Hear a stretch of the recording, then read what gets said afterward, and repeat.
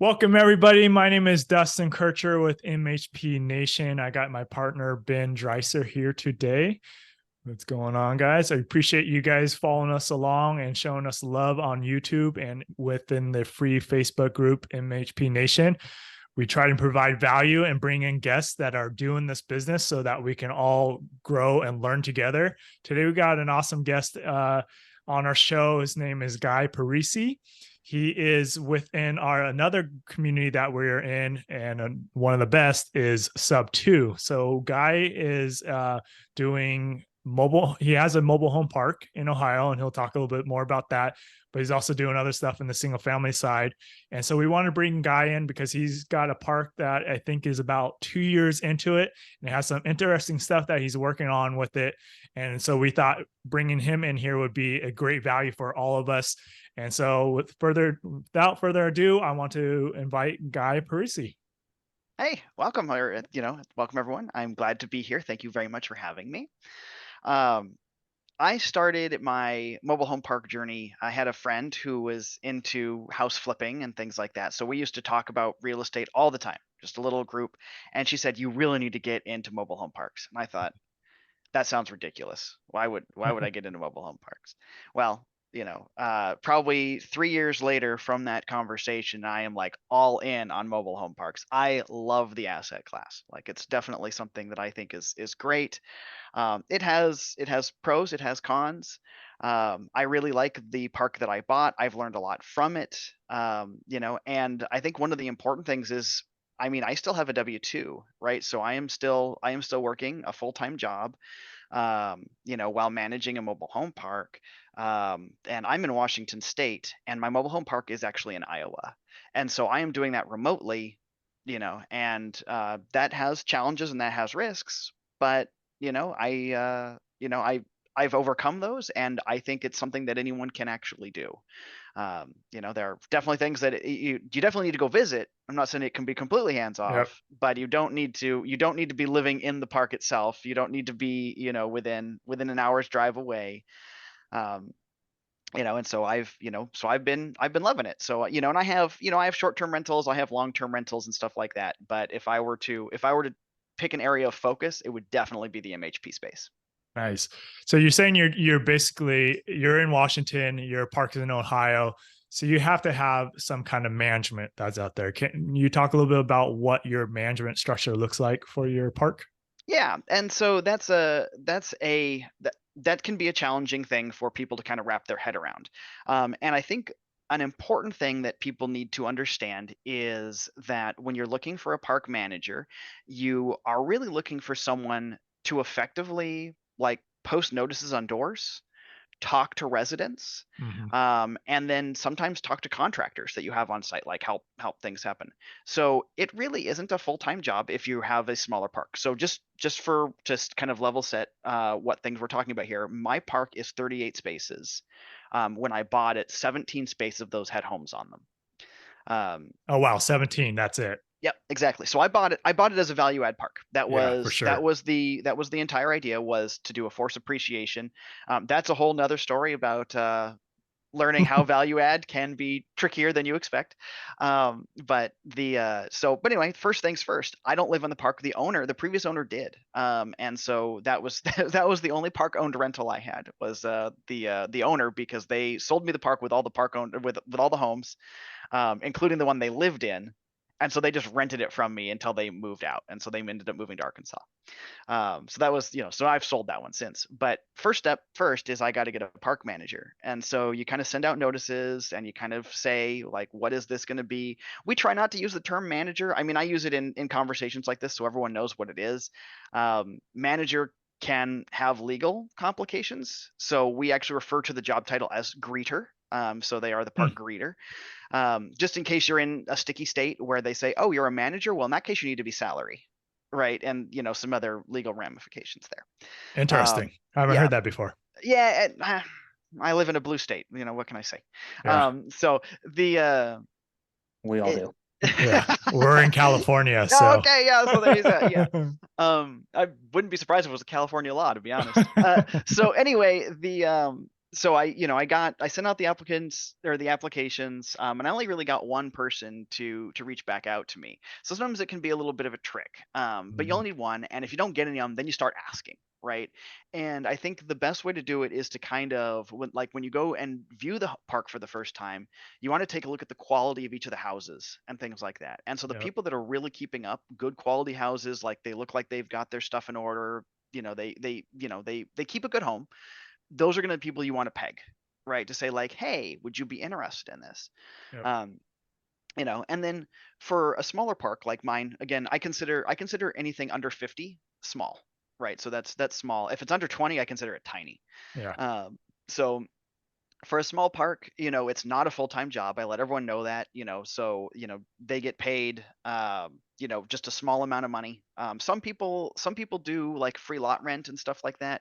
I think if you have larger parks, I think that makes sense. My park, is currently the lot rent's 355.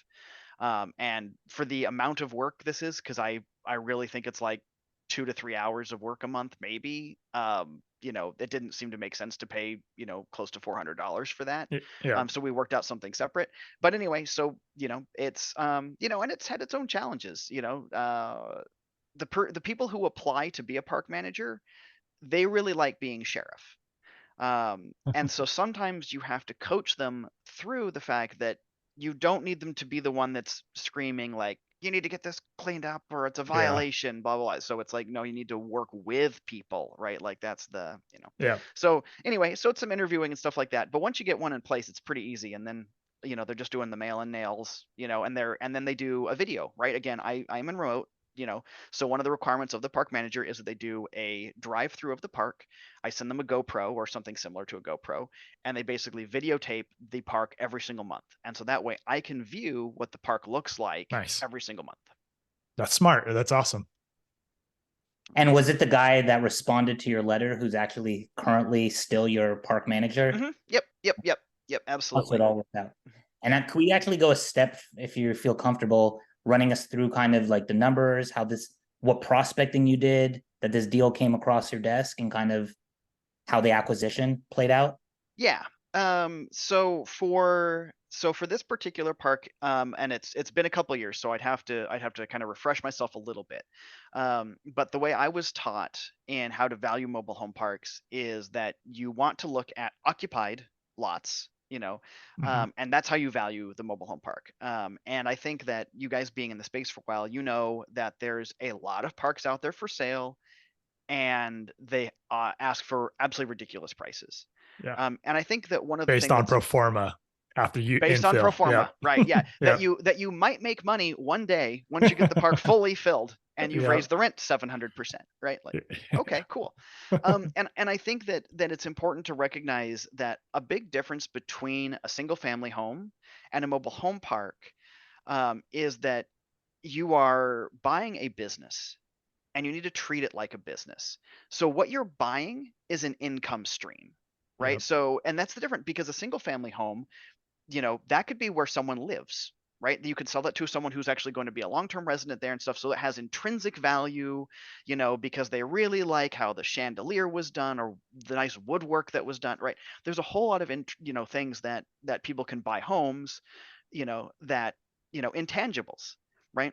When you're looking at mobile home parks, it's really about the income stream. How much is Yep. this going to produce? How much can it produce? And I think it's important to take a look at to say how much more you want to overpay on the park based on how quickly you think that you can get it to meeting those revenue needs. Yep. And that's Um, the hardest part about evaluating the deal is that pro forma part, right? Yep. Yeah. Absolutely. So if I were to say I overpaid for my park, the only thing that I consider myself overpaying on was when I bought the park. It had three brand new homes that came with the park, and they sold the park to me as though those homes were occupied, even though they were not. So Mm. when I did my valuation, I said, okay, I think I can rent those out or I can sell those homes pretty rapidly. So I'm going to go ahead and include them as if they were occupied. So I considered those as occupied homes, despite the fact that they were not. And the way I found the deal was actually through a Facebook group. I think that the Facebook group has since collapsed since then, but that was one of the things where, it was just kind of a throwaway, like, hey, I'm selling mine. This is kind of what I'm thinking. I did my numbers, my napkin math looked good. I said, I'll give you a full price offer as long as you give me seller financing. That we agreed to seller financing. They wanted 20% down. They were actually, so it ended up being a little more down because they wanted to seller finance the homes at a different rate. They gave me 5% on the park, Yeah. and then they wanted to give me 8% on the homes, the mobile homes they bought. Now this is also back when interest rates were like 2 to 3%. Yeah. Right. So 8% was not something I was very interested in. And I Yeah. said, and so we had just cashed out, refied our personal residence, my wife and I. And so we used the cash out refi to buy the park. And I said, no, I'll just pay cash for the homes. And that turned out to be a really good thing for me. In terms of the fact that this was my first park, well, my only park, but my first, because I'm going to get more. And I didn't realize how much of a war chest I really should have had going into this. And that was a bit of a mistake on my part, is that I didn't put enough aside for things, And so luckily I sold 2 of those homes very quickly. And so because I sold 2 of the homes at a little bit of a profit from what I bought them from, my war chest came back up. So then all of a sudden I had, another, 80 grand sitting around that I could then use to do other things. And that became Any war critical. chest? Did you have any war chest before then, or any reserves? I think I had 30 grand, that I had sitting around. I mean, I have personal income. My wife has personal income. So we had extra money, but I didn't really do enough in terms of saying, hey, this is dedicated MHP money, right? This is just for the park, right? So, and it's hard too. And that's kind of one of the negative sides when you're doing seller financing is you don't have all the steps. Like if you were going through a traditional lender, a commercial lender, right? They're going to be like, well, I need you to have this. I need you to have this. And I need you to have that. Well, when you're doing seller financing, it's like, oh yeah, cool. I'll do 20% down. And you don't think about the reserves. So a lot of people seem to miss that stuff, right? absolutely. Absolutely. Another thing and this is going to be something that I think, this is a little bit more technical, but I think it's an important fact for people to realize, is the person that wanted to do seller financing offered me 2 different options. They were willing to sell me the park normally, or they could just do a wrap, right? And they were okay with either one. And they had purchased the park on a wrap. So they were, they were the 3rd owner in line, and I'm the 4th. And so there was this kind of this wrap daisy chaining going on, and I was very clear that I had no interest in a wrap. Now I was, it didn't seem to matter to the seller either way. And my agent had advised me not my agent. So in Iowa's an attorney state, so everything's done through attorney. So my attorney had advised me not to go through a wrap, especially if I didn't need to. Like if it'd be one thing if it was like, special interest or whatever, just do the wrap, but it didn't matter. And that became critical in terms of when it comes to like working with other vendors, because it's important to sync up with big vendors, and particularly mortgage lenders. And when you're dealing with the big mortgage lenders that will lend to people who buy homes in parks, one of the things that I found out very quickly was that they want you to underwrite, like basically cosign for all the homes in your park. So I can sell a home, they'll offer interest rates, they'll qualify the buyers, all that stuff, but they want me to guarantee that loan. Right. So if for whatever reason the person doesn't pay for their home, so I sold the house for 50 grand, Yeah. right? I'm basically saying that if they walk out on the deal, I'm going to reimburse the lender. So it's a fantastic deal for the lender, right? Because they're charging 12% interest on the chattel loans. And here I said that I'm personally guaranteeing it, right? But it's been a great deal for me, so that's fine. Now their caveat is you must own the park, so no wraps. Yeah. Right. They specifically say, if you have a wrap, it don't work, so then And you got 3 underlying mortgages on that, you said, right? Yep. Wow.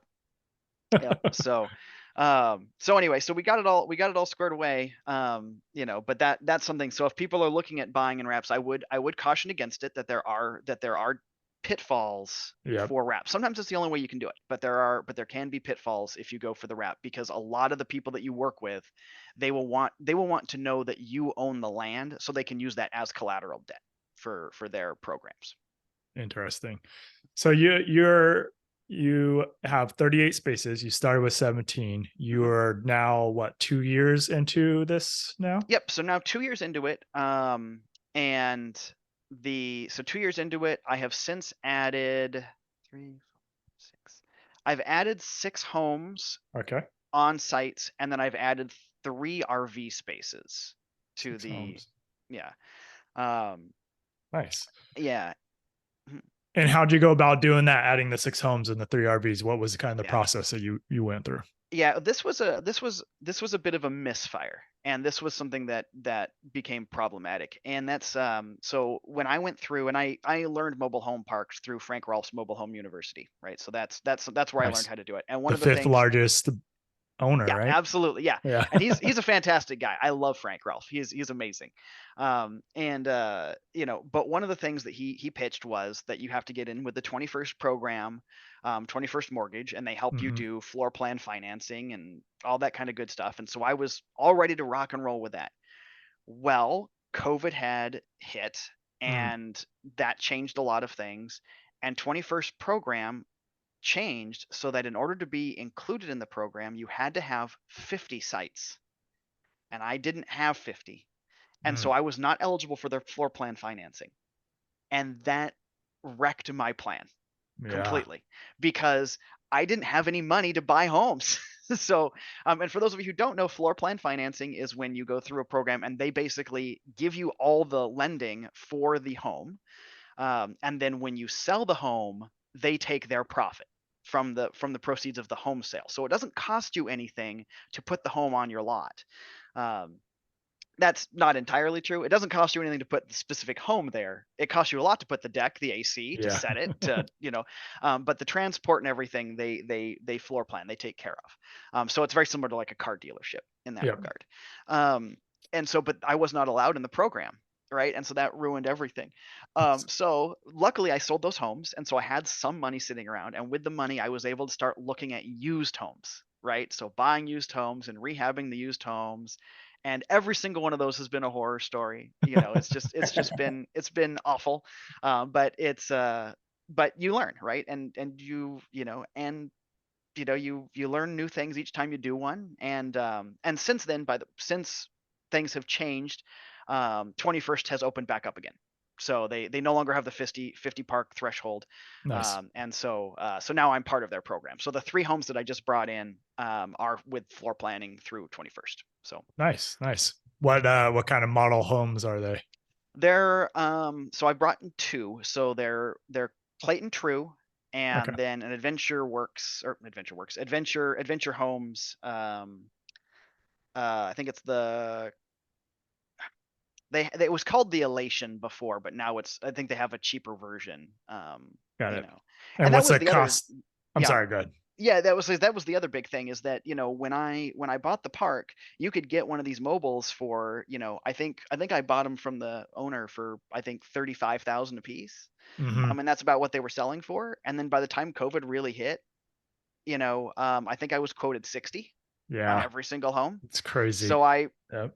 so I said no. I walked away from that. Luckily, things are back now. So now I'm paying about 41 Okay. per home. And what size are those? These are they're both about the same size. One's a 16 by 60 and the other one is a 14 by 66. And so Nice. the How many bedrooms? 3-2. So three bedroom, 2 bathroom. Yeah, that's pretty good. Yeah, no, Just- Adventure's been good. And so my plan right now is to have both the Adventure and the Clayton True model, because I want to see which home is getting more traction, since they're roughly the same. Adventure's about $1,000 more.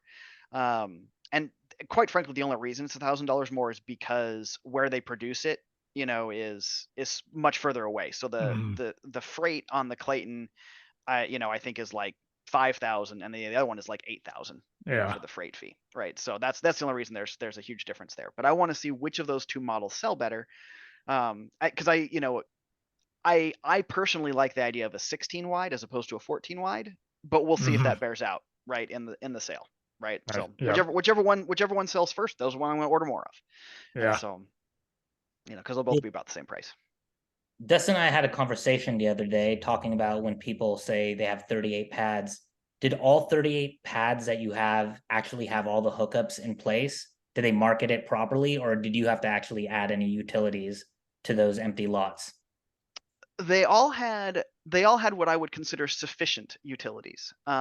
So, and by what I mean by that is they all have sewer and water to the pad. So that's the big one. Yeah. And they all have electrical close enough, right, that you can put in a meter, right? So they don't all have meters, but they all have an electrical conduit, running down. And so it's been pretty easy to put that stuff in. And so that is when I talk to people in the space and they're getting started, we talk about infill and how value add. And there's different types of value add that you can do for a mobile home park. Mhm. And the easiest and best value add is just lot rent increases. So things that are like way undervalued, you can just force appreciation on your park by raising lot rents. That's great. The next one that's more difficult, but not impossible, but still can be a challenge is infill, which is what I'm doing, where I'm taking it and I'm putting in, I have existing pads and I'm bringing in homes and selling the homes. So that's infill. Yep. And then the hardest one, in my opinion, is expansion, right? And that's where I have acreage, but I have no utilities and I have no Yeah. pads. And that one is first of all, the hardest one to get done because you have to deal with a ton of permitting, which may or may not go through.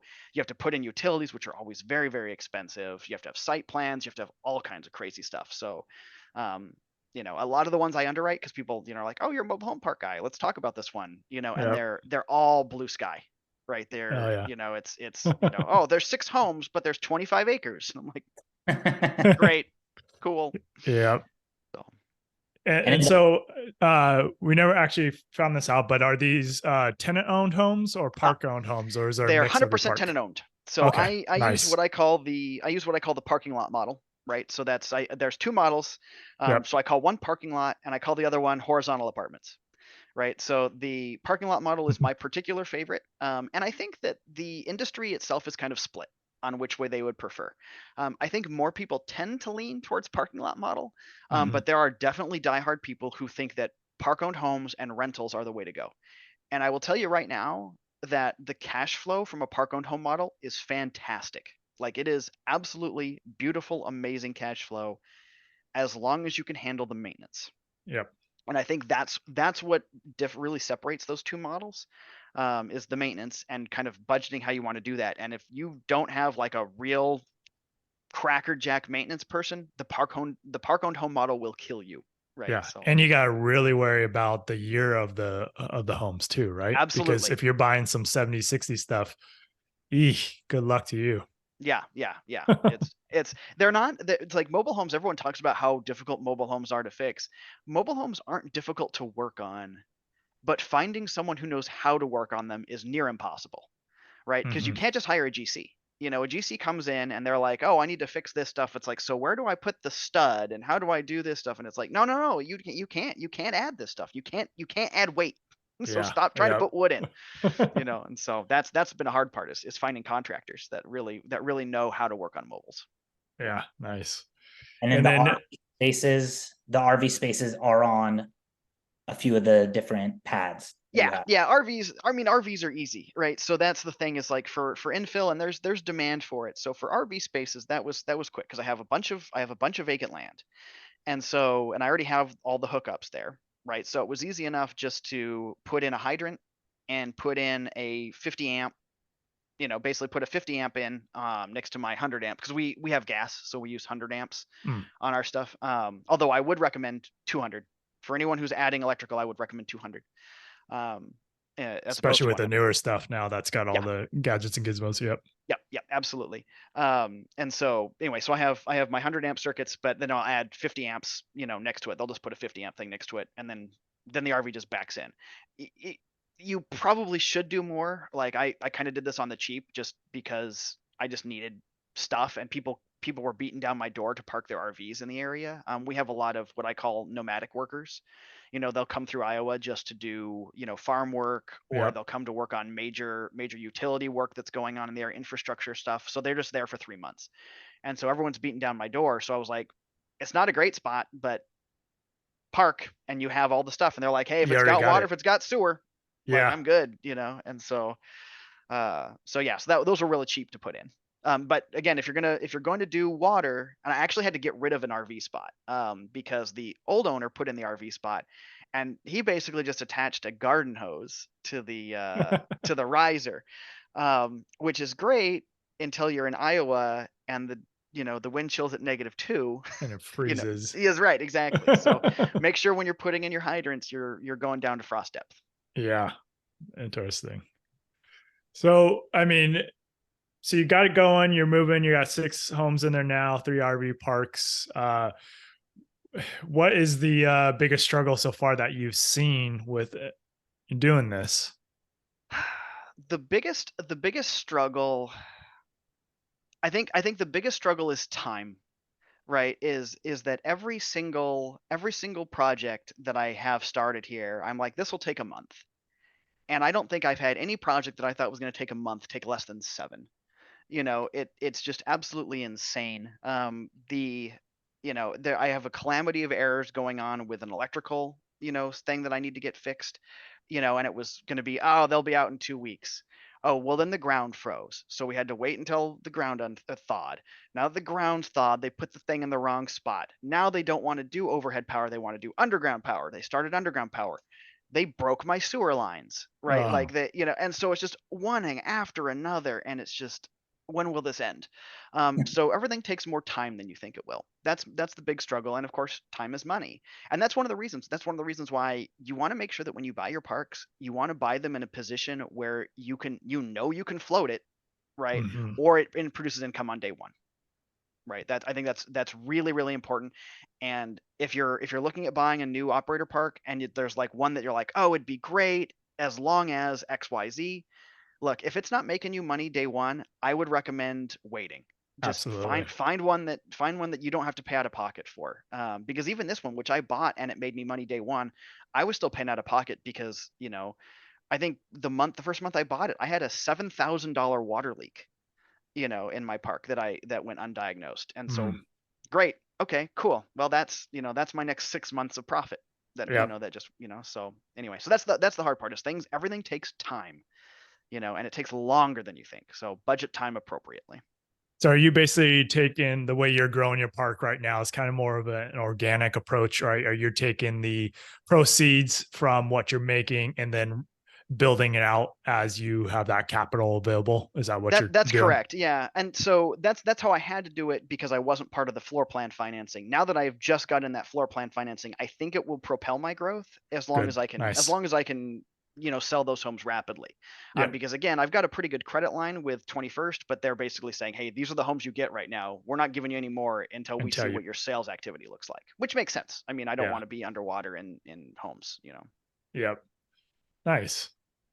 When you first got the park, you only had 17 spaces, so less than 50% occupancy, Hmm. but it's still cash flowed and it's still like, I know you said you learned from Frank Rolfe, and I know he has like the 3-point rule, what he Yeah. talks about between like interest rate and so it actually with just the 17 occupied spots, Hmm. like fell into Yep. all these rules. Yeah, because I bought it at an 8 cap. So one of the nice parts is that the guy I bought it from was also a Frank Rolfe disciple, right? So I think he had his own math that he kind of put in there. Yeah. So he sold the park on an 8 cap, and my seller financing is 5%. So there's my 3 point Yep. spread. There you go. They're talking about, and what Frank talks about is that when you have a 3 point spread between your cap rate and your borrow rate, that's a roughly a 20% cash on cash. Yep. And so I haven't done all the Excel math I'd probably need to do to figure out exactly what that looks like, but it's close enough, right? And it keeps you safe. Um, and so that so so it worked fine for me, but it didn't. But again, there's a lot of things. There's a lot of deferred maintenance. There's a lot of stuff that you don't know. There's a lot of older homes. People moving out of the park, terrified me because every time someone left the park, I was like, uh-oh, like, again, I only have 17. Like that's a massive percentage of people leaving when one person Yeah. leaves. So that, but Have luckily I you, was able to get it filled up again. And so, so you've actually had people leave the park mhm. since you've bought it in the Yes. 2 years. Really? So they Yep. actually hauled their home No, away. they physically moved. No one Oh, no one okay. has no one has moved their home. They have all sold their homes back to me. Got it. You know, Okay. and I'll tell you, I tell every because that's a question. People are like, "Oh, what do you do?" So when people go to one of the benefits of having a park that's older is that none of the homes can move. because no mover is going to move anything that's pre 1980, right? So these people are leaving and they've got like 72 or 76 technically can move, but a lot of movers are like maybe. Yeah. So, but a lot of people don't want to deal with it, right? So they, and luckily the people that have moved out, they've actually gone and bought stick built homes. And I have been very clear that I want every single person in my park, if that is their dream to own a stick built house, I want to help them achieve that dream. Some people are going to be in the mobile home park forever, Yeah. and that's just life circumstances are what it is. And I hope that they enjoy low lot rent and, don't have to worry about moving into a rental unit and they can just live out their lives there. But I'm very happy that some people did actually go and buy houses. Now, when they go to do and they say, "Hey, I want to sell you back my home," the first thing I tell them is, "You can get better if you do a private sale." So, and I recommend they said go on Facebook Marketplace. I will advertise for you. I will have my park manager show the home for you, but you have to pay her showing fee when the home sells. Um, so I will do all that stuff as like, and you can get much higher top dollar, particularly if you're interested in doing a seller carry on your home, right? And they're like, okay, that's cool. And then immediately the next day they're like, no, I just want to sell it to you. And I'm like, look, I'll buy it, but I'm going to pay you less than market rate because I've got to then rehab it. I've got to fix it up. I've got to find the buyers, so, Yeah. but I am very transparent with them, and every single one has said, nah, you know what? I'll just sell it to you. It's faster, and because they like that. They like the fact that I just write them a check and I'm like, here, give me title. Here's your money. Yep. Done. But I'm always willing to try to get people top dollar for their homes. So what's for those that are newer to this, what is your process of when you're buying, like you bought a couple at your park? What was the process of doing that? Some people don't understand like how you purchase a mobile home and how title transfers. Yeah. So yeah, a lot of people are like, well, what do you mean there's no escrow? Yeah. So buying a mobile home is identical to buying a car. So when you're talking about title transfer, it is literally signing the back of a title and handing it to someone. You take the signed title and take it to the DMV, and now you own the home. That is it. So that is the process. So what we do is when they get ready to sell the home, I already know roughly the size, age and all that stuff. So I've got kind of a basic value of where I think I can sell the home for, based on stuff. And then I have my maintenance guy do a walkthrough of the home, right? So they get it ready and then we do a tour and, then we talk about, what needs to be fixed, what doesn't need to be fixed. Are they including appliances? What shape everything's in. And so we structure that deal and then we, at that point we say, okay, well, based on this is the cash price I'm willing to pay. They usually come back and say, can you go here? Right. Like I've never had anyone not haggle me, which I love. Actually, I love it when they haggle, and they're like, oh, what about here? Right. And it's like, you know what? I'll meet you in the middle. Right. So you do that back and forth. And then Yeah. and because, I ain't going to go broke on it. So I don't mind, if they're like, hey, can you just do more or whatever it is? It's like, yeah, sure. I'll throw a few more bones your way. That's fine. And then it's about getting it fixed up, rehabbed, and then, try to get it sold. So Nice. that's my basic process. And, and there's some people, like I've had 2 people that moved out of the park and they just mailed me the title. Like they didn't tell me they were leaving. They were just like, oh, by the way, we're done. Here's the signed title. So I just inherited a mobile home for free twice. Well, now they were trashed. They were destroyed. let's Right. say it's So probably cheaper for them just to leave it than have it hauled out, right? right. And that's right. And that's the thing, right? Because, from my standpoint is, hey, as long as the title's still in your name, you own lot rent, or you're still renting the land, Yeah. So if it's totally trashed, and I've had people do that where they have wanted to sell a home to me. I have told one person that I was not willing to buy their home. It was like in 1962, Mm, it was 500 square feet. Like I'm like I don't like what give you $200. Like what am I going to do for this? And so yeah. I said no. I was like, but again, I'll help you sell it. Right. And he sold it to a guy for $2,000. So bully on him because I wouldn't, Yeah. like I said, I wouldn't have given him more than $500. So, Nice. Have you had to deal with any that didn't have a tag? Did you find any, like when you were doing your due diligence, right? And you're going through the park, did you find any, did you check tags for every single one of the mobile homes that were on there? No, I didn't, and the only reason I didn't care is because they were tenant owned. So if they were park owned, I would care a lot more. So I'm positive some of them don't, and I think I'm going to be taking one back. I've got one potential eviction in process. It's kind of a weird story because the guy, I have owned the park for 2 years now. The guy has never been on site. So he's one of those guys that travels around doing work, and he has never shown up on site. And he paid me religiously for the first year and a half, and then all of a sudden the money stopped coming in. Hmm. Right. So, and I didn't care, it was like, okay, you're paying for it, it's fine, and so, but now it's to the point where it's like, okay, like I cannot not evict you and maintain the same rule for all tenants. So Yeah. now I have to start the process, but I have no idea where he is. I have a feeling that I'm not going to have a title for that home. It probably doesn't have tags. So that's going to be a fun legal challenge to figure out how to go through that process in Iowa, Yeah. because Iowa does not have a very good titling process. Like, you talk to them and they basically say, like, if you can't find the title, you're sunk, right? And so so we'll see what that looks like. My understanding from the attorney I've talked to is that you can have a judge order a new title, but who knows how long that's going to take? Who knows what the fees are going to Yeah, be? exactly. And then I don't even know what condition this house is in, right? So it might be a teardown when I get it. He hasn't lived there for 2 years. You're going to tell me there ain't a broken water pipe in there somewhere? I had to shut his water off, because Yeah. it was started leaking. So I'm sure it might be a teardown. I don't know. We'll see. It's- what is this going to be your first eviction you're going to have to deal with? Okay. It'll be my second. I processed an eviction on another guy. It didn't go through the full process. We did a cash for keys. Okay. I basically Yep. said, hey, I'll give you, because the title means more to me than anything because of Iowa's title rules. So basically it was like, hey, if you give me the signed title, I'll give you $1,000. Yeah. And so that worked. Is the eviction process for your mobile home park, would you say, is similar to an eviction on a single family residence? No, Iowa's much faster. For the mobile home park stuff, you issue a 3-day pay or vacate. Hmm. If as so, and you have to do that. You have to do that. You have to do a mail-in nail, right? So you have to post it on the door. You have to send them a letter in the post, and you have to send them a certified letter in the post. So you do all those things.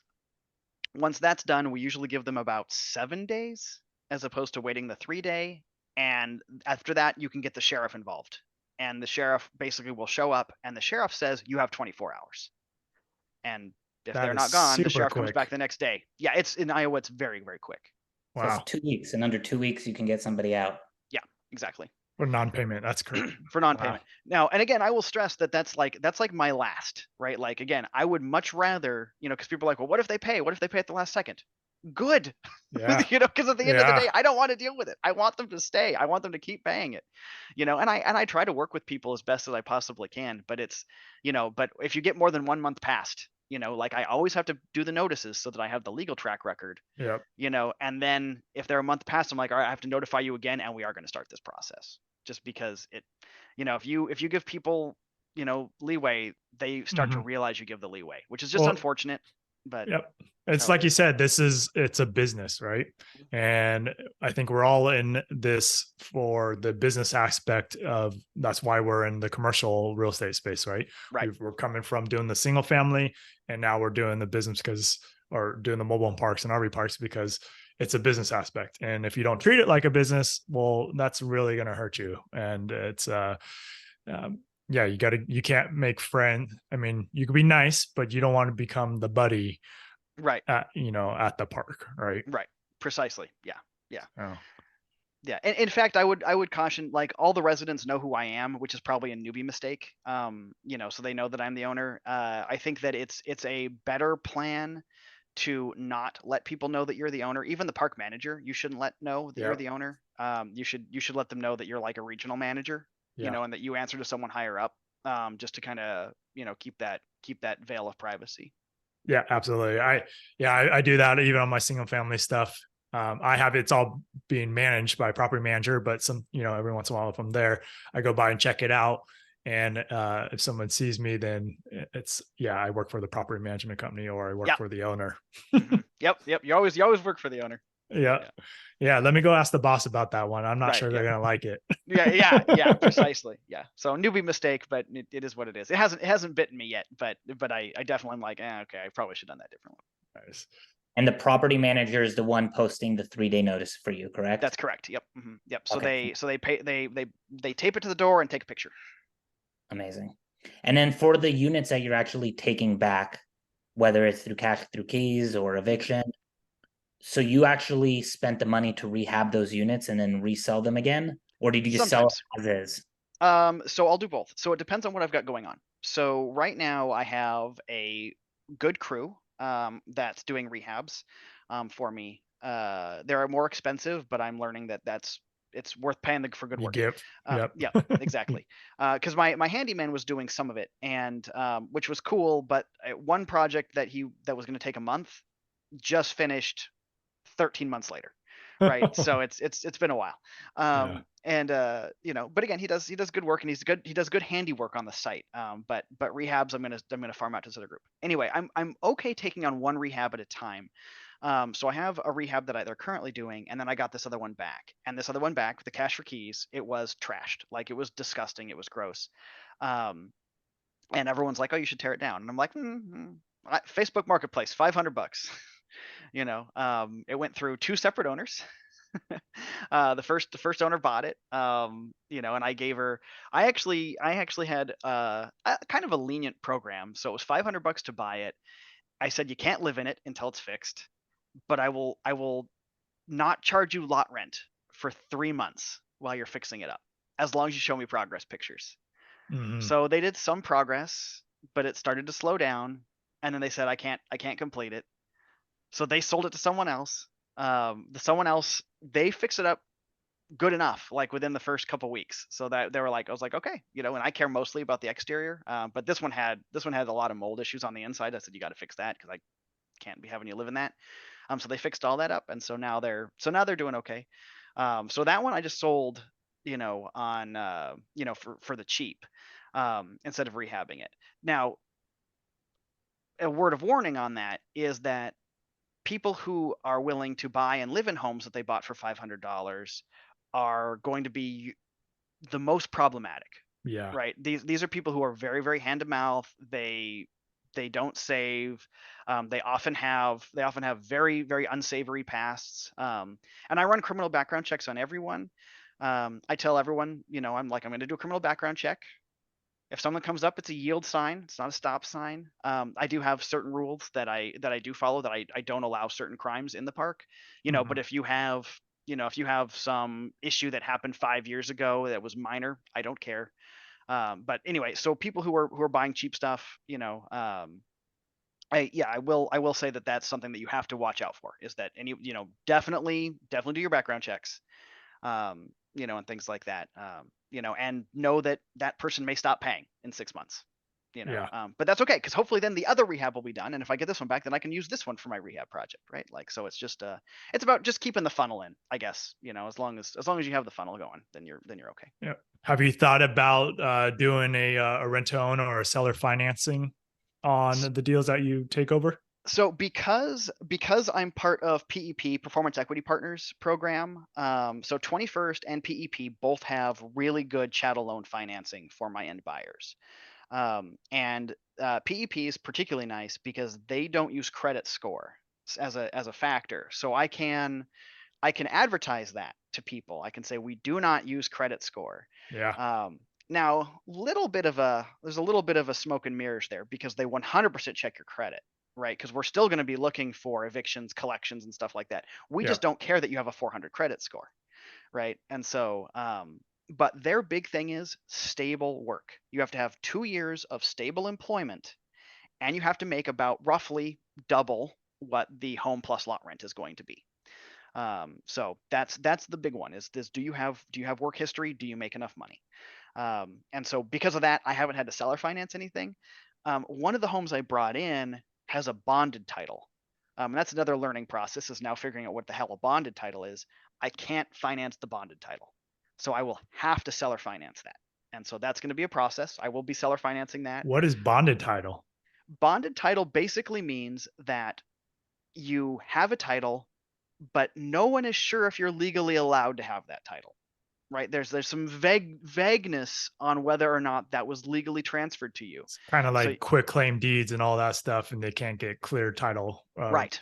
chain. Yeah, So got it. you put up a bond with the city, right, or with the county, right? Mhm. And so you put in your bond, and then after 3 years, the bond falls off the title. So then you have a free and clear title, but it takes, again, it's like a 3-year process. So anyway, so that's going to be an interesting one because it has a bonded title, and I was like, Yeah. okay, that should be fine. And so now I'm like, oh, I can't seller finance, or I have to seller finance it because my chattel loan companies won't touch it. So I'm like, okay, that's cool, So, but Who got it bonded? Was it you or was it the prior owner and you just took it over as a bonded title situation? the dealer that I bought it from got it as a bonded title. Um, so he's a friend of mine that does mobile home moves in the area and stuff like that. And he, basically it was an older home that needed work. And he said, hey, I will sell you the house for $5,000, including the transport. So I was like, okay. So basically it was a $500 home, right? Because the transport's like 5,500, so it was like, okay, I'll take it. He's like, does a bonded title bother you? And I'm like, nah, it should be fine. Should have asked more questions. But I'm okay with it. I'm fine with it. That's the one I'm currently rehabbing right now, and they're doing a pretty good job. So I'll make my money back on it. I ain't gonna lose money, but it just depends on how long it takes to make my money back. So, Nice. And then another question, like to piggyback off that, you said you bought this one from a dealer. The ones that you're buying new from like 21st or using 21st or PEP to finance them, is that also going through a dealer or is it going direct through 21st? How is that it's sale? going direct from the manufacturer. So instead of dealing with a third party dealer, so that's another thing. You have to have a dealer's license in order to do that. Now, Iowa, a mobile home park owner should have a dealer's license anyway, because the law in Iowa is you are allowed to sell one mobile home per year without a dealer's license. So if you're a park owner, you probably should have a dealer's license because you should be selling more than that per year. Mr. Ben just got his or passed his license test. Oh, so in Iowa, it's actually very easy. You apply and you pay $500. That's Oh, it. no Dealer's test. license. There's no test. There is no Oh. test. Yeah, no, it's not like Texas, where I think Texas, you have to physically go to a testing site. California. That's what Is Ben it the just had same? to do. Yeah. Okay, yeah. Education, then the test, then an application form with other prerequisites, and it's not guaranteed even. Oh wow, yeah. So that's crazy. So I was pretty nice in that it's a little more Wild West in the sense that it was just, so I have to pay for a bond every year. So I have to be bonded. And so that's a $500 bond that I have to pay every year for my dealer's license. So it's, $35 or $100 for the license itself, and then $500 to a bonding company. Nice. And then on the 21st program, you said they have pretty good terms. What is like their LTV and what's their terms to the end buyer? So I'd have to go through. They have a whole calculator on their site, so they can go through and do it. But effectively, I want to say it's 12% interest, so it's high. So it's high interest. It's always going to be. Yeah, exactly. And I think it's over a 20 or 25-year term. Yep. The 21st requires 10% down, which is my big sticking point. Whereas PEP requires 3% down, which is fantastic. Oh, wow. That's but there's great. risk. But there's risk there, right? Because that's a larger chance that people are They going to could walk walk away. away. Yeah. So I think 21st accepts higher loan to value. Like I think that they care a lot less about how much money you make compared to the loan amount, as long as it's still over a certain threshold. Like I think it still has to cover it plus another whatever percentage. Whereas PEP is much higher, right? It's a 3% down, but they require, I think it's a 40%, right? So you have to have 40 and it's a total of all of your outflow, right? And so that's one of the things, because when people apply, they'll always list what their rent is, and they might list their car payment. No one ever seems to include their back child support payments, right, on their stuff. And that all factors in, right? That all reduces your income. And so they want that to be, so they want their income to be 40% higher than what your loan is going to be. So I usually tell people double. I list it on Facebook Marketplace, and I just tell people, you need to make, if I'm selling it for $900 a month, then I say you should make $2,000 a month, right? That's usually quick math to know. depending on other things. So I haven't gone through 21st yet, mostly because in the part of Iowa I'm in, people don't have a lot of income, and so down payments are hard. So 10% down, again, we're talking, I'm going to sell a home for like $55,000. So you need $5,500. That Yep. can be hard, right? That can be a difficult sell. Yeah, definitely. And that's knowing your market, right? Like I've done wraps all over the country, and in certain areas, I can't get that 10%. I can barely even get 7%. And for a single family house, right? And it's you really got to know that market and know what's coming. So cool. Oh, go ahead, Ben. Yeah, two questions. One, what is your current buy box? And then to piggyback off that, what kind of prospecting are you currently doing to look at deals? And are you still currently like, are you still Looking for deals. underwriting deals and making offers? Where are you at? So if people were to come to me and they were to say, what's the hardest part about getting a mobile home park? The first one I would say is finding a good deal. That's number one. Second one is financing your good deal.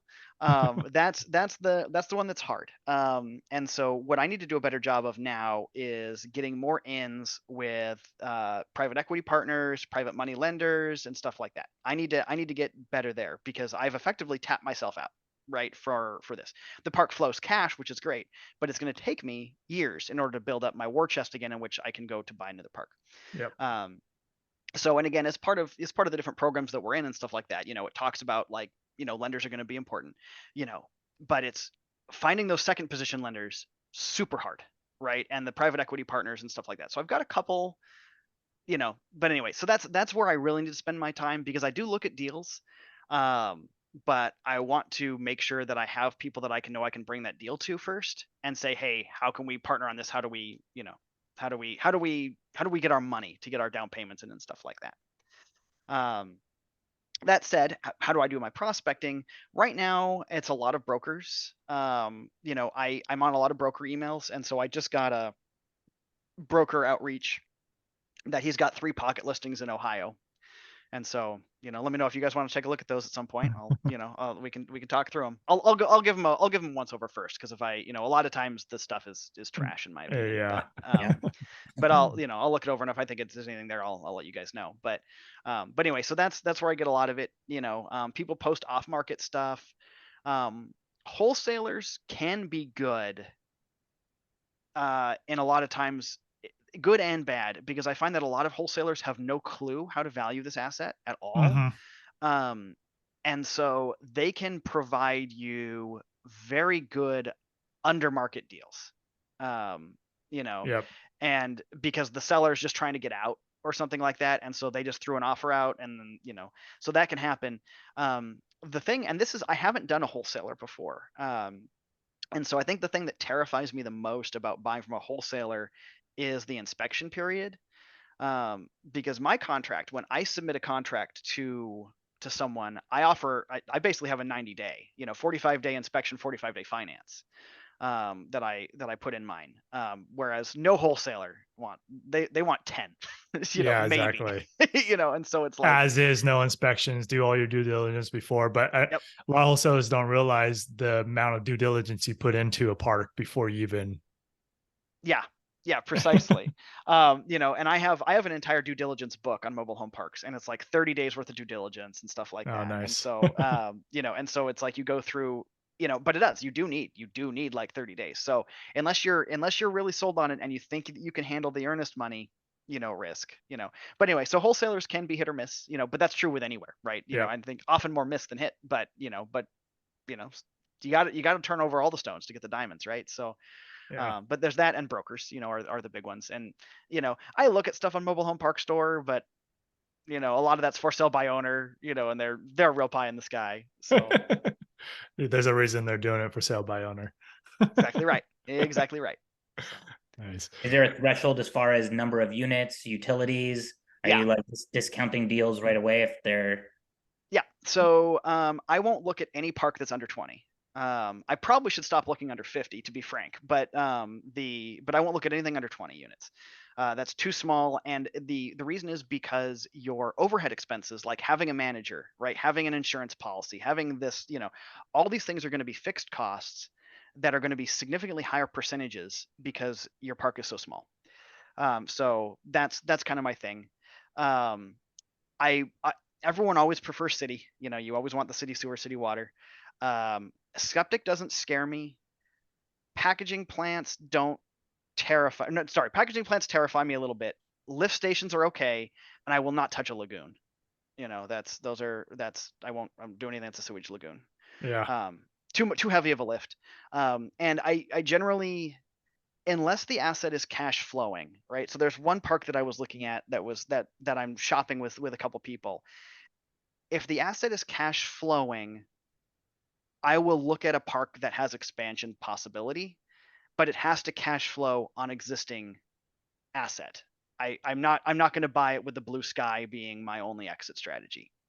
Because I don't know how that works, and I am terrified of that idea, and I have no clue what that would all cost. So, Yeah. um, I want to touch base on something you just mentioned about like the different sewage systems, right? And what you're going to touch and not touch.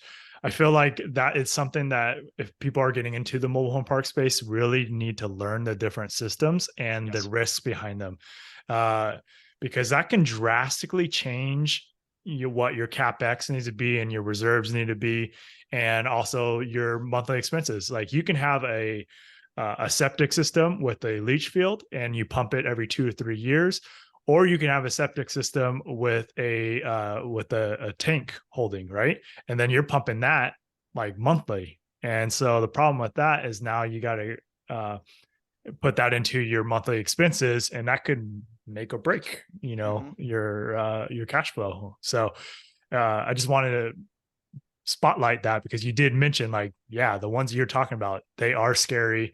And if you don't know what you're doing, you need to go into buy it with caution for sure. One of the brokers, I found a good deal. I think it was in New Mexico, and I was like, and everything. I mean, I knew there was something, because obviously good deals, don't hang out long. And so I was like, okay. So I submitted the offer. The broker called me and he said, "You don't want it." I was like, "What?" He's like, "Look, it's mine. I get it." He's like, "But I'll tell you right now." He's like, "It ain't gonna pass your inspection." He's like, "Because this guy's got a processing plant. The city has fined him for it because it is not working correctly. It's going to be $1 million to fix it, and he is not, and he has no interest in doing it. So you are buying it knowing that your sewage processing plant needs $1 million of fix." He's like, "So don't." He's like, "So no, you don't want it." So Like it was nice of the broker to tell me that, but how that even happened? How did parks have their own processing plants? Like, why would you ever want to do that? Like, maybe if you want to be completely off grid, but Still, it's yeah. geez. Yeah, I don't know. It's totally weird. I watched because I didn't know anything about him, so I watched so many YouTube videos on processing plants. Like YouTube's got to think I'm like totally out of whack. But really it's really interesting to learn how they work. But they do. You almost need someone. On staff that can handle the processing plant, because you have to keep them mixed. You have to keep basically check them regularly to make sure Yeah. everything's going correctly. Yeah, that's a heavy lift. Same thing goes with like, I mean, it's not as management intensive, but wells, you need to make sure you're having those tested on a regular basis. Some Some states require, are daily. yeah, Some some, I was going to say, require a specific amount of time, like daily, monthly, whatever it is. And so you just got to be aware of that stuff. and you run the risk of the water getting contaminated. Yeah. And then what's your next water source? You got to truck it in. And what's the cost of doing that? So it's, all these little things that you got to worry about. However, there's options where you can take these over and completely bypass those systems, but now you got to expense that. You got to put down to your capex. Right. And that's, a lot of people say city sewer, city water available, right? Or on the street or whatever. And it's like, oh, well, that's cool. That's an easy fix. Mm. Yeah. How big's your checkbook? Yeah. Tapping into that's expensive. And the other thing that I think that people don't necessarily recognize is that let's say you're already top of market. You've already pushed the rates where they need to be, and you're on septic and well. You tap into city, now you got to pay for water, and you got to pay for sewer, and sewer is more expensive than water. Like it's nutty. So now it's like, okay, So are you going to increase everyone's rent yet again? You know, are you going to sub-meter, right? Are you Yeah. going to like, cause that's, you got to factor that in because it's going to Yep. cost you as soon as they connect, it costs you money. So, but Yep. before, you know, just the outlay costs you. Cool. Well, Guy, we've been here for about an hour, a little bit over an hour now. So we appreciate your time. Got one more question for you, and then we want you to share your information for everybody that wants to get in touch with you, who could do deals with you. So now you're 2 years in this park. What would you say is the number one thing that you, if you could go back in time, what would you have done differently? I don't know that I would have done anything differently specifically, but I would have understood better what the war chest spend was going to be like, and I would have probably had a more conservative mindset. Like I would have probably gone with a scarcity mindset in Mm-hmm. what I was going to do to the park, you know, and have that as my plan. Just you know, my plan was to expand a certain amount of time, and this did set me back. So I'm fighting my balloon payments, right? So you know I've got it. Yep. So it would have been a realignment of expectation. So that's what I would have done differently, is just double check all of my numbers, you know, and say, hey, if you can't do this, what's your backup plan? Yep. Like what, and does it work with your backup plan? Nice. I love that. I love that answer. I mean, doing underwriting for a hedge fund and seeing lots and lots of deals. I could tell you if you're not, and I'm a more conservative underwriter, and the reason being is because I've seen where deals go bad, and it's like it's stuff that you don't count for, and you got to have that option B. What happens if this happens? So I love that answer. All right, guys. So what is the best way of people get in touch with you? And Probably my, let's see, is it here? It's like, yeah, there we yep. go. Yeah, probably my email there, right? So like, you know, I have presence on Facebook, right? So Guy Parisi on Facebook. You know, so you can reach out to me there. The email address is going to be your best. I'm learning how to use Instagram, so I'm going to be doing an Instagram thing at some point, but I don't have it set up yet. So YouTube, you know, and you know, an email. If you'd be a good one Cool. for you now. Cool, man. Well, we really appreciate you coming in here and sharing your experience, and hopefully we'll get to, you know, see more of what you're doing, and we get to collaborate with you. I know we're in the top tier underwriting group together, and so look forward to learning more on that side and growing together. Absolutely, absolutely. Looking forward to it. Thanks for having me, guys. I really appreciate it. Appreciate it. Thank Thank you. you so much.